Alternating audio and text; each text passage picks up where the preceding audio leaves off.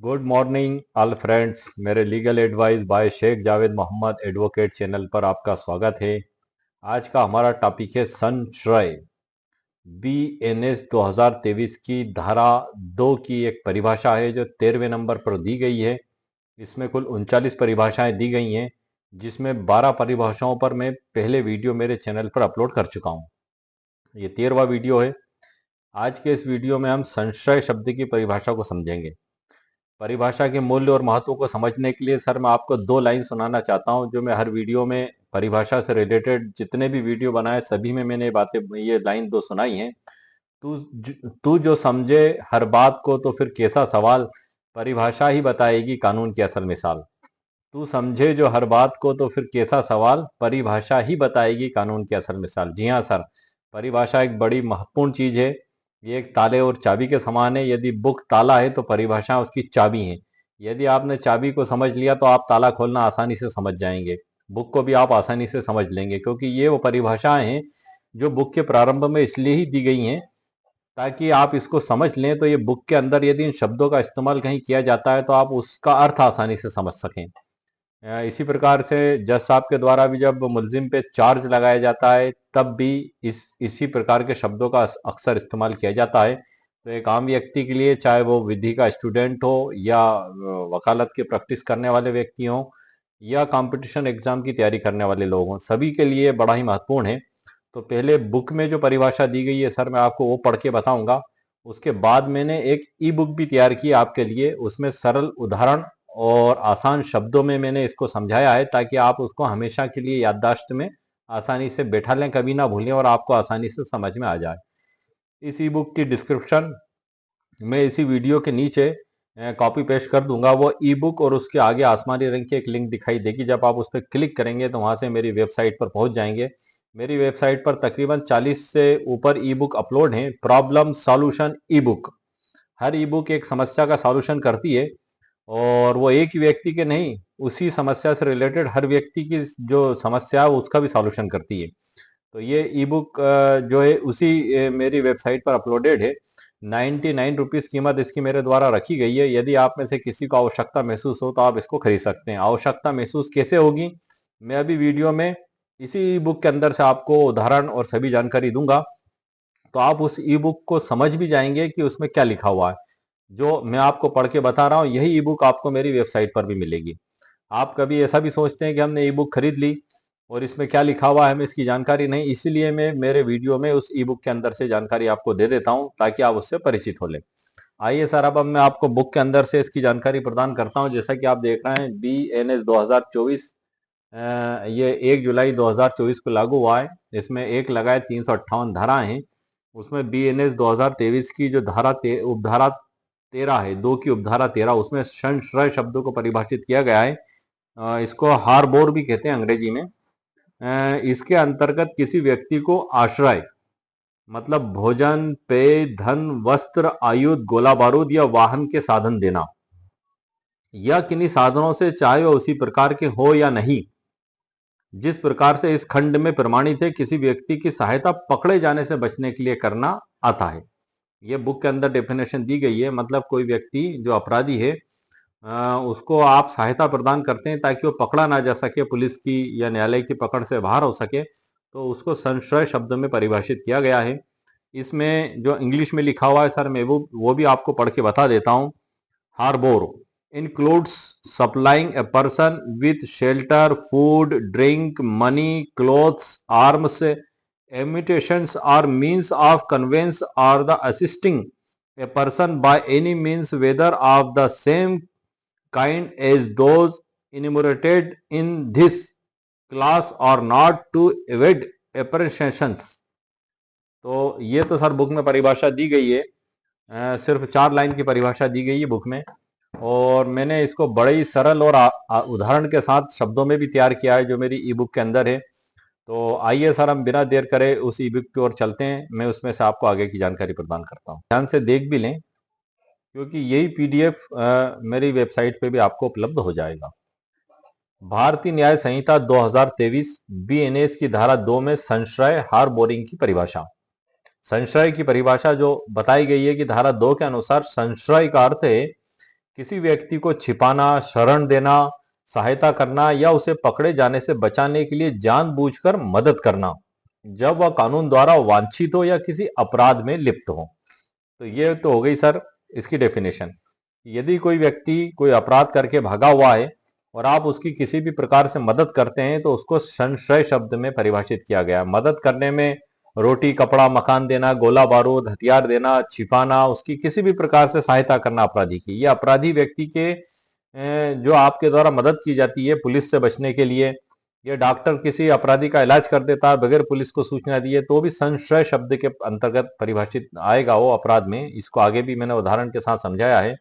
इसको हम और भी सरल भाषा में समझ सकते हैं कि यदि कोई व्यक्ति किसी अपराधी को पुलिस से छिपाने में मदद करता है, उसे अपने घर में शरण देता है, उसे भोजन या संसाधन उपलब्ध कराता है या भागने में सहायता करता है, तो यह संशय माना जाएगा। बड़ी आसान शब्दों में सर मैंने आपको बताया है और ये बड़ी आसानी से आपको समझ में भी आ गया है, क्योंकि इतने आसान और सरल शब्द हैं जैसे कि मैंने अभी आपको बुक में भी पढ़ के बताए थे। लेकिन ये एक सामान्य जो हम बोलचाल की भाषा में हम इस्तेमाल करते हैं शब्द, और एक सामान्य हमारे इंटेंशंस रहते हैं एक दूसरे के लिए बातचीत में, तो उस लहजे में इसको तैयार किया है ताकि आपको आसानी से समझ में आ सके। अब हम इसमें आगे चलते हैं। इसका सीधा मतलब है कि यदि कोई व्यक्ति जानबूझकर किसी अपराधी को बचाने, छिपाने में मदद करता है तो वह अपराध का भागीदारी बन जाता है। मतलब आपने किसी अपराधी की सहायता की तो आप भी सर अपराध के भागीदारी माने जाएंगे। लेकिन यदि कोई व्यक्ति अनजाने में या किसी गलत इरादे के किसी को आश्रय देता है, बिना किसी गलत इरादे से किसी को आश्रय देता है, तो यह संशय नहीं माना जाएगा। मतलब आपका इंटेंशन, आपकी नियत इसमें बड़ी महत्वपूर्ण है। आपका इंटेंशन यदि अपराधी की मदद करना है तो वो एक अपराध में माना जाएगा। और आपने बेभूले में अगर उसकी मदद कर दी, जैसे कि उदाहरण के तौर पे आप इस प्रकार से समझ लें कि कोई व्यक्ति अचानक रात को आपके घर आ गया, आपका परिचित भी है। अब उसने कहा कि मुझे रात को यहाँ रुकना है। अब आपको नहीं पता है कि वो अपराध करके आया है और आपको कोई जानकारी भी नहीं है। आपने एक इंसानियत के नाते रुकने के लिए उसको अपने घर में जगह दे दी, तो ये जो है कि संशय नहीं माना जाएगा, क्योंकि आपने उस अपराधी को जानबूझ के उसकी मदद नहीं की।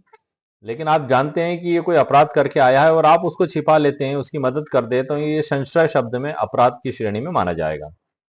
संशय के सर कुछ कानूनी भी पहलू हैं। इसका उदाहरण है, नंबर 1 उदाहरण है, अगर कोई व्यक्ति पुलिस से भाग रहे अपराधी को अपने घर में छिपा लेता है तो यह संशय होगा। नंबर 1 उदाहरण। नंबर दूसरा उदाहरण है सर इसका, अगर कोई डॉक्टर पुलिस से भाग रहे अपराधी का इलाज करता है और पुलिस को इसकी जानकारी नहीं देता है तो यह भी संशय शब्द होगा, यह भी अपराध में भागीदारी माना जाएगा। नंबर तीसरा उदाहरण है सर इसका, अगर कोई दोस्त अपने मित्र को अपराध करने के बाद पुलिस से छिपाने में मदद करता है तो यह भी संशय की परिभाषा में होगा। ये उदाहरण सर आपको बुक में नहीं मिलेंगे, ये उदाहरण मैंने आसान शब्दों में तैयार किए हैं ताकि आप इससे उस परिभाषा को पूर्णतः समझ सकें। और 39 शब्दों की हर परिभाषा को इसी प्रकार से मैंने आसान शब्दों में समझाया है। अभी जो मैंने 12-13 वीडियो मेरे चैनल पर अपलोड किए हैं उसमें भी इसी प्रकार से उदाहरण के साथ आसान शब्दों में समझाया है ताकि आप उस परिभाषा को पूरी तरीके से आसानी से समझ सकें। अब इसमें एक गलत उदाहरण भी है सर। गलत उदाहरण से मतलब है कि इस प्रकार से अगर कोई कार्य होता है तो वो अपराध की श्रेणी में नहीं माना जाएगा। क्या उदाहरण है सर? वो ये है कि यदि किसी व्यक्ति को यह पता ही नहीं है कि वह जिसे शरण दे रहा है वह अपराधी है तो यह संशय नहीं होगा। जैसा कि मैंने आपको अभी पहले भी बताया था कि यदि किसी व्यक्ति को जानकारी नहीं है कि वो जिसे शरण दे रहा अपराधी है तो संशय की परिभाषा में अपराध नहीं माना जाएगा। इसी प्रकार से अगर कोई वकील अदालत में किसी अपराधी का बचाव करता है तो यह संशय नहीं माना जाएगा, क्योंकि यह उनका पेशेवर कर्तव्य है। भाई एडवोकेट तो चोर की भी जमानत करवा देता है, डाकू की भी जमानत के लिए खड़े हो जाते हैं और जो बेगुनाह उनकी भी मदद करने के लिए खड़े हो जाते हैं। तो ये पैरवी करना एक एडवोकेट्स का राइट्स है। अब वो अपराधी है या नहीं ये अदालत डिसाइड करेगी पूरे प्रकरण को और गुण दोषों के आधार पे, क्योंकि किसी के खिलाफ सिर्फ एफआईआर दर्ज हो जाने से ही वो अपराधी नहीं हो जाता है जब तक कि अदालत के द्वारा जजमेंट देके उसको अपराधी घोषित नहीं कर दिया जाए। तो इसलिए एक एडवोकेट भी अगर किसी के लिए पैरवी करता है तो वो संशय शब्द की परिभाषा में अपराध नहीं माना जाएगा। इसी प्रकार से इसमें अगर कोई व्यक्ति मजबूरी में अपराधी को शरण देता है, मजबूरी सर, जैसे जान से मारने की धमकी देकर अपराधी ने उसे ऐसा करने पर मजबूर किया, तो यह संशय नहीं माना जाएगा। इसको हम कुछ इस तरीके से समझ लेते हैं कि रात के 1 बजे अचानक किसी ने दरवाजा खटखटाया। उस व्यक्ति ने सामान्य स्वभाव में दरवाजा खोल दिया। दरवाजा खोलते से ही उसने कनपट्टी पे बंदूक रख दी कि आवाज मत निकालना, खामोश रहना, अगर आपने शोर मचाया तो मैं तुझे जान से मार दूंगा। अब वो व्यक्ति डर गया और इस प्रकार से वो रात भर उसी के घर में रुका रहा और सुबह वो वहां से भाग गया। तो ये भी सर एक जान से मारने की धमकी देकर उसको मजबूर करके ये अपराध उसके घर में शरण ली थी। तो ये भी संशय श्रेणी में अपराध की परिभाषा में नहीं माना जाएगा। इसका जो महत्व है सर, आखिर ये जो संशय शब्द की परिभाषा जो दी गई है, इसका महत्व क्या है? अपराधियों को बचाने की प्रवृत्ति रोकने के लिए कानून जरूरी है। मतलब कोई भी व्यक्ति अपराधी को शरण न दे, इसलिए इस संशय शब्द को बताया गया है कि अगर कोई ऐसा कार्य करता है तो संशय शब्द के अंतर इस प्रकार से अपराध माना जाएगा। तो अपराध को रोकने के लिए इसको विशेष तौर से इसमें शामिल किया गया है। यह नंबर दूसरा महत्व है सर इसका। यदि अपराधियों को शरण देने वाले लोगों को दंडित किया जाए तो अपराधियों के लिए छिपना मुश्किल हो जाएगा। मतलब कोई व्यक्ति यदि अपराध करके भागा है और हर व्यक्ति को कानून की जानकारी है कि भाई अगर मैंने इसकी मदद की तो यह अपराध होगा, तो इस प्रकार से अपराधी ज्यादा दिनों तक पुलिस और अदालत की पकड़ से बाहर नहीं होगा और उसने जो क्राइम किया है उसको विधि अनुसार सजा दी जाएगी, उस पर विचारण चलेगा और न्यायालय के द्वारा डिसाइड किया जाएगा कि उसने अपराध किया है या नहीं। तो इस प्रकार के अपराधों को कम करने के लिए ही ये इसका एक बड़ा ही मूल्यवान महत्व है। नंबर तीसरा महत्व है इसका, यह न्याय व्यवस्था को सुचारू रूप से चलाने में मदद करता है और अपराधियों की गिरफ्तारी को आसान बनाता है। मतलब जब व्यक्ति किसी अपराधी को शरण देना ही बंद कर देंगे, शरण नहीं देंगे, तो इस प्रकार से जो है कि उसकी गिरफ्तारी आसान हो जाएगी, वो ज्यादा दिनों तक भाग नहीं पाएगा। जैसे कि किसी व्यक्ति के घर में तो कम से कम शरण नहीं ले पाएगा, लेकिन आपने जैसे चंबल के डाकुओं का भी नाम सुना है कि जो चंबल के डाकू हैं चंबल घाटी में जाकर छिप जाया करते थे। चूंकि गांव में तो पुलिस भी आती थी और कोई भी व्यक्ति उनको शरण नहीं देता था, तो वो घाटियों में उनका गिरोह बनाकर घूमते रहते थे और आखिरी में फिर वो भी पकड़े ही जाते हैं सर। क्योंकि आपने कई इतिहास देखा है कि कई डाकुओं ने जो है कि आत्मसमर्पण कर दिया और कई जो है कि पुलिस के द्वारा गिरफ्तार कर लिए गए। तो इस प्रकार से ये एक अपराधियों को अपराध रोकने के लिए इसका बड़ा महत्वपूर्ण स्थान है।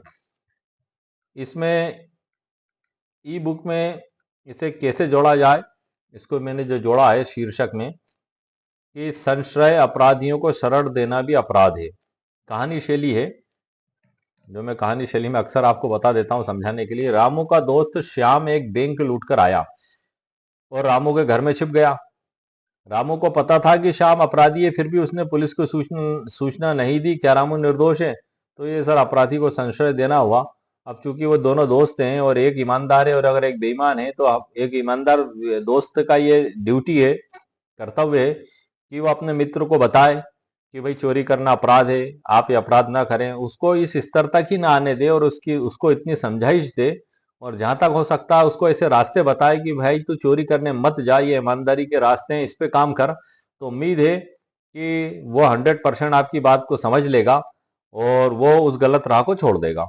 तो आप अगर जानते हैं कि आपका मित्र कोई अपराध करने जा रहा है, तो आप सर उसको इंसानियत के नाते रोकें ताकि वो और उसका परिवार भी एक भारी मुसीबत में पड़ने से बच जाए। क्योंकि जब एक अपराध करने के लिए व्यक्ति निकलता है तो वो अकेला ही अपराधी नहीं होता, उसका पूरा परिवार इसमें परेशान हो जाता है। उसके बीवी, उसके बच्चे, उसके बूढ़े माँ बाप सब परेशान होते हैं। जमानत के लिए कोर्ट कचहरी के चक्कर लगाते हैं। यदि सजा हो जाती है, जेल हो जाती है, तो अपीलेट न्यायालय में जाते हैं। अब चूंकि वो चोरी करने गया है तो आर्थिक रूप से इतना सक्षम तो है नहीं, तो ऐसी स्थिति में सर उनके पास इतना पैसा भी नहीं होता कि वो जो है कि कोर्ट और कचहरी में खर्च कर सकें, आ जा सकें। तो ऐसी स्थिति में प्राइमा फेसी ही आप अपराध को बनने से रोक लें।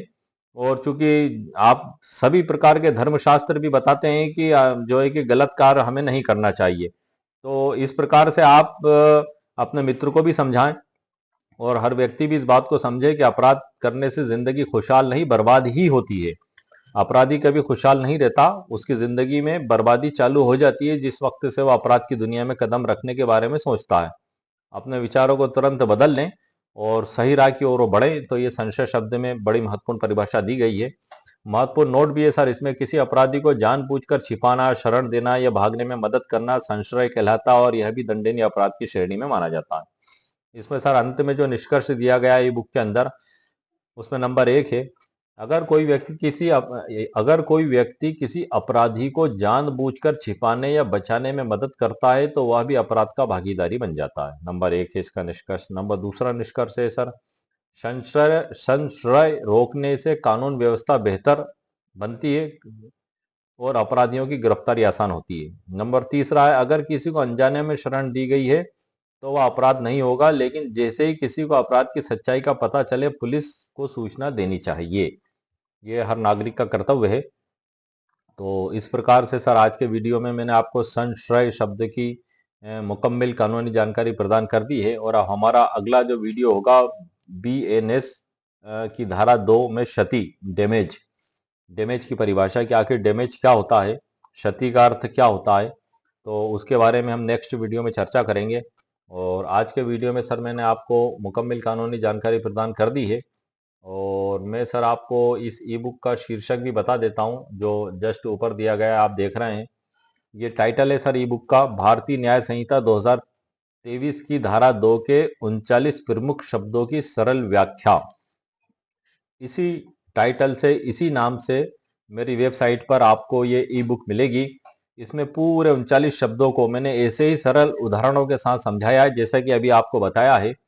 ये संशय शब्दों को मैंने परिभाषित किया इसमें जो आसान शब्दों में। इसी प्रकार से जो पिछले वीडियो बनाए और जो आने वाले वीडियो मेरे आने वाले हैं उन सभी को इसी प्रकार से मैंने आसान और सरल शब्दों में आपके लिए तैयार किया है। यदि आपको आवश्यकता महसूस होती है तो आप इसको मेरी वेबसाइट पर जाकर परचेस कर सकते हैं।